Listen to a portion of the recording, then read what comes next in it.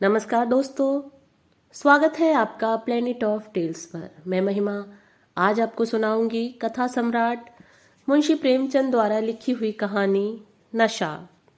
उम्मीद करती हूँ आपको ये कहानी जरूर पसंद आएगी।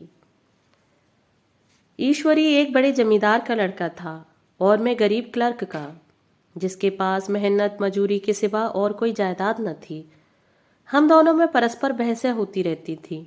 मैं जमींदारी की बुराई करता, उन्हें हिंसक पशु व खून चूसने वाली जौंक और वृक्षों की चोटी पर फूलने वाला बंझा कहता। वह जमींदारों का पक्ष लेता, पर स्वभावतः उसका पहलू कुछ कमजोर होता था, क्योंकि उसके पास जमींदारों के अनुकूल कोई दलील न थी। वह कहता कि सभी मनुष्य बराबर नहीं होते, छोटे बड़े हमेशा होते रहेंगे। लचर दलील थी। किसी मानुषी या नैतिक नियम से इस व्यवस्था का औचित्य सिद्ध करना कठिन था। मैं इस वाद विवाद की गर्मी गर्मी में अक्सर तेज हो जाता और लगने वाली बात कह जाता, लेकिन ईश्वरी हार कर भी मुस्कराता रहता था। मैंने उसे कभी गर्म होते नहीं देखा। शायद इसका कारण यह था कि वह अपने पक्ष की कमजोरी समझता था। नौकरों से वह सीधे मुंह बात नहीं करता था। अमीरों में जो एक बेदर्दी और उद्दंडता होती है, इसमें उसे भी प्रचुर भाग मिला था। नौकर ने बिस्तर लगाने में जरा भी देर की, दूध जरूरत से ज्यादा गर्म या ठंडा हुआ, साइकिल अच्छी तरह साफ नहीं हुई तो वह आपे से बाहर हो जाता।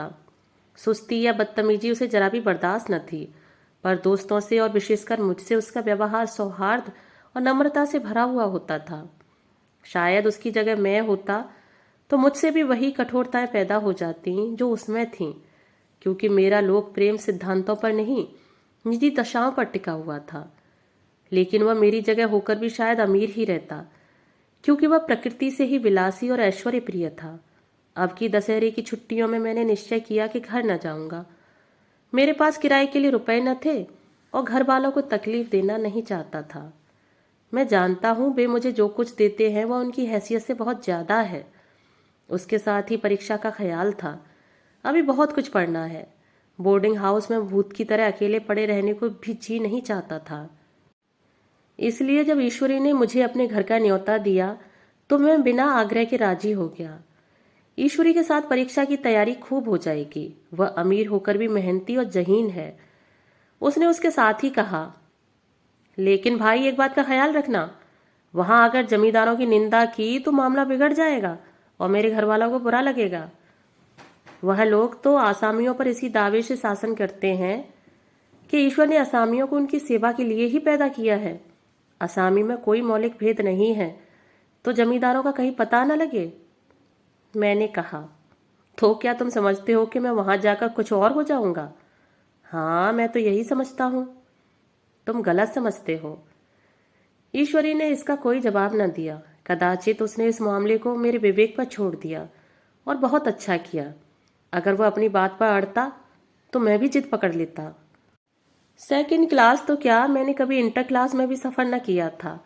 अब की सेकंड क्लास में सफर का सौभाग्य प्राप्त हुआ। गाड़ी तो 9 बजे रात को आती थी, पर यात्रा के हर्ष में हम शाम को स्टेशन जा पहुंचे। कुछ देर इधर उधर सैर करने के बाद रिफ्रेशमेंट रूम में जाकर हम लोगों ने भोजन किया। मेरी वेशभूषा और रंग ढंग से पारखी खानसामा को यह पहचानने में देर न लगी कि मालिक कौन है और पिछलग्गू कौन। लेकिन न जाने क्यों मुझे उनकी गुस्ताखी बुरी लग रही थी। पैसे ईश्वरी की जेब से गए। शायद मेरे पिता को जो वेतन मिलता है उससे ज्यादा इन खानसामों को इनाम इकराम में मिल जाता हो। एक अठन्नी तो चलते समय ईश्वरी ही नहीं दी। फिर भी मैं उन सभी से उसी तत्परता और विनय की उपेक्षा करता रहा जिससे वे ईश्वरी की सेवा कर रहे थे। क्यों ईश्वरी के हुक्म पर सबके सब दौड़ते हैं, लेकिन मैं कोई चीज मांगता हूं तो उतना उत्साह नहीं दिखाते। मुझे भोजन में कुछ स्वाद न मिला। यह भेद मेरे ध्यान को संपूर्ण रूप से अपनी ओर खींचे हुए था। गाड़ी आई, हम दोनों सवार हुए। खानसामों ने ईश्वरी को सलाम किया, मेरी ओर देखा भी नहीं। ईश्वरी ने कहा, कितने तमीजदार हैं ये सब। एक हमारे नौकर है कि कोई काम करने का ढंग ही नहीं। मैंने खट्टे मन से कहा, इसी तरह अगर तुम अपने नौकरों को भी 8 आने रोज इनाम दिया करो तो शायद इनसे ज्यादा तमीजदार हो जाएं। तो क्या तुम समझते हो यह सब केवल इनाम के लालच में इतना अदब करते हैं? जी नहीं, कदापि नहीं। तमीज और अदब तो इनके रक्त में मिल गया है। गाड़ी चली। डाक थी, प्रयास से चली तो प्रतापगढ़ जाकर रुकी। एक आदमी ने हमारा कमरा खोला। मैं तुरंत चिल्ला उठा, दूसरा दर्जा है, सेकंड क्लास है। उस मुसाफिर ने डिब्बे के अंदर आकर मेरी ओर एक विचित्र उपेक्षा की दृष्टि से देखकर कहा, जी हाँ, सेवक इतना तो समझता है, और बीच वाले बर्थ पर बैठ गया। मुझे कितनी लज्जा आई कह नहीं सकता। भोर होते होते हम लोग मुरादाबाद पहुंचे। स्टेशन पर कई आदमी हमारा स्वागत करने के लिए खड़े थे। 5 बेगार। बेगारों ने हमारा लगेज उठाया। दोनों भद्र पुरुष पीछे पीछे चले। एक मुसलमान था, रियासत अली, दूसरा ब्राह्मण था, राम हरक। दोनों ने मेरी ओर परिचित नेत्रों से देखा, मानो कह रहे हैं, तुम कौवे होकर हंस के साथ कैसे? रियासत अली ने ईश्वरी से पूछा, यह बाबू साहब क्या आपके साथ पढ़ते हैं? ईश्वरी ने जवाब दिया, हाँ, साथ पढ़ते भी हैं और साथ रहते भी हैं। यों कहिए कि आप ही की बदौलत मैं इलाहाबाद पड़ा हुआ हूँ, नहीं कब का लखनऊ चला आया होता। अब कि मैं इन्हें ही घसीट लाया। इनके घर से कई तार आ चुके थे, मगर मैंने इनकारी जवाब दिलवा दिए। आखिर तार तो अर्जेंट था, जिसकी फीस 4 आने प्रति शब्द है, पर यहां से इनका भी जवाब इनकारी ही था। दोनों सज्जनों ने मेरी ओर चकित नेत्रों से देखा। आतंकित हो जाने की चेष्टा करते जान पड़े। रियासत अली ने अर्धशंका के स्वर में कहा, लेकिन आप बड़े सादे लिबास में रहते हैं। ईश्वरी ने शंका निवारण की, महात्मा गांधी के भक्त हैं साहब, खद्दर के सिवा कुछ पहने ही नहीं, पुराने सारे कपड़े जला डाले, यूं कहा कि राजा हैं। 2.5 लाख सालाना की रियासत है, पर आपकी सूरत देखो तो मालूम होता है अभी अनाथालय से पकड़ कर आए हैं। राम हरक बोले, अमीरों का ऐसा स्वभाव बहुत कम देखने में आता है, कोई भांप ही नहीं सकता।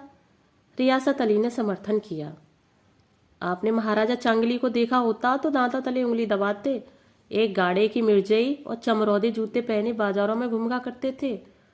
सुनते हैं एक बार बेगार में पकड़े गए थे और उन्हीं ने 10 लाख से कॉलेज खोल दिया। मैं मन में कटा जा रहा था, पर न जाने क्या बात थी कि यह सफेद झूठ उस वक्त मुझे हास्यास्पद जान न पड़ा। उसके प्रत्येक वाक्य के साथ मानो मैं उस कल्पित वैभव के समीपतर आता जाता था।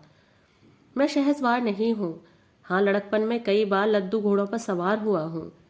यहाँ देखा तो 2 कला त्रास घोड़े हमारे लिए तैयार खड़े थे। मेरी तो जान ही निकल गई। सवार तो हुआ, पर बोटियां कांप रही थीं। मैंने चेहरे पर शिकन न पड़ने दिया। घोड़े को ईश्वरी के पीछे डाल दिया। खैरियत यह हुई कि ईश्वरी ने घोड़े को तेज न किया, वरना शायद मैं हाथ पैर तुड़वा कर लौटता। संभव है ईश्वरी ने समझ लिया हो कि यह कितने पानी में है। ईश्वरी का घर क्या था, किला था, इमामबाड़े का सा फाटक, द्वार पर पहरेदार टहलता हुआ, नौकरों का कोई हिसाब ही नहीं, एक हाथी बंधा हुआ। ईश्वरी ने अपने पिता, चाचा, ताऊ आदि सबसे मेरा परिचय कराया, और उसी अतिशयोक्ति के साथ ऐसी हवा बांधी कि कुछ न पूछिए। नौकर चाकर ही नहीं, घर के लोग भी मेरा सम्मान करने लगे। देहात के जमींदार, लाखों का मुनाफा, मगर पुलिस कांस्टेबल को अफसर समझने वाले। कई महाशय तो मुझे हुजूर हुजूर कहने लगे। जब जरा एकांत हुआ तो मैंने ईश्वरी से कहा, तुम बड़े शैतान हो यार, मेरी मिट्टी क्यों पलीत कर रहे हो? ईश्वरी ने दृढ़ मुस्कान के साथ कहा, इन गधों के सामने यही चाल जरूरी थी, वरना सीधे मुंह बोलते भी नहीं। जरा देर के बाद नाई हमारे पांव दबाने आया। कुंवर लोग स्टेशन से आए हैं, थक गए होंगे। ईश्वरी ने मेरी ओर इशारा करके कहा, पहले कुंवर साहब के पांव दबा। मैं चारपाई पर लेटा हुआ था। मेरे जीवन में ऐसा शायद ही कभी हुआ हो कि किसी ने मेरे पांव दबाए हों। मैं इसे अमीरों के चोचले, रईसों का गधापन और बड़े आदमियों की मुठमर्दियों न जाने क्या क्या कहकर ईश्वरी का परिहास किया करता था, और आज मैं पोतड़ों का रईस बनने का स्वांग भर रहा था। इतने में 10 बज गए। पुरानी सभ्यता के लोग थे। नई रोशनी अभी केवल पहाड़ की चोटी तक पहुंच पाई थी। अंदर से भोजन का बुलावा आया। हम स्नान करने चले। मैं हमेशा अपनी धोती खुद छांट लिया करता हूँ, मगर यहाँ मैंने ईश्वरी की ही भांति अपनी धोती भी छोड़ दी। अपने हाथों अपनी धोती छांटते शर्म आ रही थी। अंदर भोजन करने चले। हॉस्टल में जूते पहले मेज पर जा डटते थे। यहाँ पांव धोना आवश्यक था। कहार पानी लिए खड़ा था। ईश्वरी ने पांव बढ़ा दिए। कहार ने उसके पांव धोए। मैंने भी पांव बढ़ा दिए। कहार ने मेरे भी पांव धोए। मेरा वह विचार न जाने कहाँ चला गया था। सोचा था वहां देहात में एकाग्र होकर खूब पढ़ेंगे, पर यहाँ सारा दिन सैर सपाटे में कट जाता था। कहीं नदी में बजरे पर सैर कर रहे हैं, कहीं मछलियां या चिड़ियों का शिकार कर रहे हैं, कहीं पहलवानों की कुश्ती देख रहे हैं, कहीं शतरंज पर जमे हैं। ईश्वरी खूब अंडे मंगवाता और कमरे में स्टोव पर आमलेट बनते। नौकरों का एक जत्था हमेशा घेरे रहता। अपने हाथ पांव हिलाने की कोई जरूरत नहीं, केवल जबान हिला देना काफी है। नहाने बैठो तो आदमी नहलाने को हाजिर, लेटो तो आदमी पंखा झलने को खड़े। महात्मा गांधी का कुंवर चेला मशहूर था। भीतर से बाहर तक मेरी धाक थी। नाश्ते में जरा भी देर न होने पाई, कहीं कुंवर साहब नाराज न हो जाए। बिछावन ठीक समय पर लग जाए। कुंवर साहब के सोने का समय आ गया। मैं ईश्वरी से भी ज्यादा नाजुक दिमाग बन गया था, या बनने पर मजबूर किया गया था। ईश्वरी अपने हाथों से बिस्तर बिछा ले, लेकिन कुंवर मेहमान अपने हाथों कैसे अपना बिछावन बिछा सकते हैं? उनकी महानता में बट्टा लग जाएगा। एक दिन सचमुच यही बात हो गई। ईश्वरी घर में था। शायद अपनी माता से कुछ बातचीत करने में देर हो गई। यहाँ 10 बज गए। मेरी आंखें नींद से झपक रही थीं, मगर बिस्तर कैसे लगाऊं? कुंवर जो ठहरा। कोई 11:30 बजे मेहरा आया। बड़ा मुंह लगा नौकर था। घर के धंधों में मेरा बिस्तर लगाने की उसे सुध ही न रही। अब जो याद आई तो भागा हुआ आया। मैंने ऐसे डांट बताई कि उसने भी याद किया होगा। ईश्वरी मेरी डांट सुनकर बाहर निकल आया और बोला, तुमने बहुत अच्छा किया। यह सब हरामखोर इसी व्यवहार के योग्य हैं।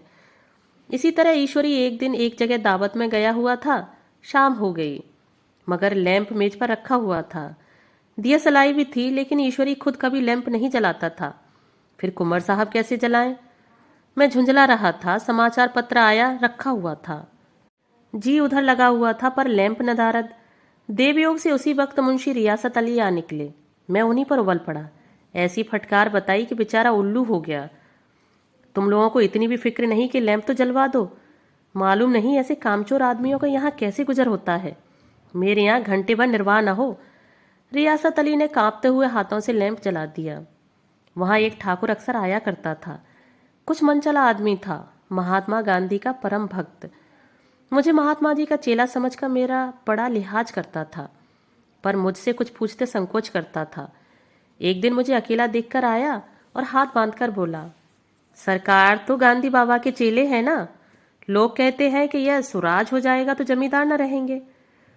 मैंने शान जमाई। जमींदारों की रहने की जरूरत ही क्या है? यह लोग गरीबों का खून चूसने के सिवा करते क्या हैं? ठाकुर ने फिर पूछा, तो क्यों सरकार, सब जमींदारों की जमीन छीन ली जाएगी? मैंने कहा, बहुत से लोग तो खुशी से दे देंगे, जो लोग खुशी से ना देंगे उनकी जमीन छीननी ही पड़ेगी। हम लोग तो तैयार बैठे हैं। जो ही स्वराज्य हुआ अपने इलाके असामियों के नाम हिसाब कर देंगे। मैं कुर्सी पर पांव लटकाए बैठा था। ठाकुर मेरे पांव दबाने लगा। फिर बोला, आजकल जमींदार बड़ा जुल्म करते हैं सरकार। हमें भी हुजूर अपने इलाके में थोड़ी सी जमीन दे दें तो चलकर वहीं आपकी सेवा में रहें। मैंने कहा, अभी तो मेरा कोई अख्तियार नहीं है भाई, लेकिन जो ही अख्तियार मिला मैं सबसे पहले तुम्हें ही बुलाऊंगा। तुम्हें मोटर ड्राइवरी सिखाकर अपना ड्राइवर बना लूंगा। सुना उस दिन ठाकुर ने खूब भंग पी और अपनी स्त्री को खूब पीटा और गांव महाजन से लड़ने पर तैयार हो गया। छुट्टी इस तरह तमाम हुई और हम फिर प्रयाग चले। गांव के बहुत से लोग हम लोगों को पहुंचाने आए। ठाकुर तो हमारे साथ स्टेशन तक आया। मैंने भी अपना पार्ट खूब सफाई से खेला और अपनी कुबेरोचित विनय और देवत्व की मोहर हर एक हृदय पर लगा दी। जी तो चाहता था हर एक नौकर को अच्छा इनाम दूं, लेकिन वह सामर्थ्य कहाँ थी। वापसी टिकट था ही, केवल गाड़ी में बैठना था। पर गाड़ी आई तो ठसाठस भरी हुई। दुर्गा पूजा की छुट्टियां भोगकर सभी लोग लौट रहे थे। सेकंड क्लास में तिल रखने की जगह नहीं। इंटरव्यू क्लास की हालत इससे भी बदतर। यह आखिरी गाड़ी थी, किसी तरह रुक न सकते थे। बड़ी मुश्किल से तीसरे दर्जे में जगह मिली। हमारे ऐश्वर्य ने वहां अपना रंग जमा लिया, मगर मुझे उसमें बैठना बुरा लग रहा था। आए थे आराम से लेटे लेटे, जा रहे थे सिकड़े हुए। पहलू बदलने की भी जगह न थी। कई आदमी पढ़े लिखे भी थे। वे आपस में अंग्रेजी राज्य की तारीफ करते जा रहे थे। एक महाशय बोले, ऐसा न्याय तो किसी राज्य में नहीं देखा। छोटे बड़े सब बराबर। राजा भी किसी पर अन्याय करे तो अदालत उसकी गर्दन दबा देती है। दूसरे सज्जन ने समर्थन किया, अरे साहब, आप खुद बादशाह पर दावा कर सकते हैं। अदालत में बादशाह पर डिग्री हो जाती है।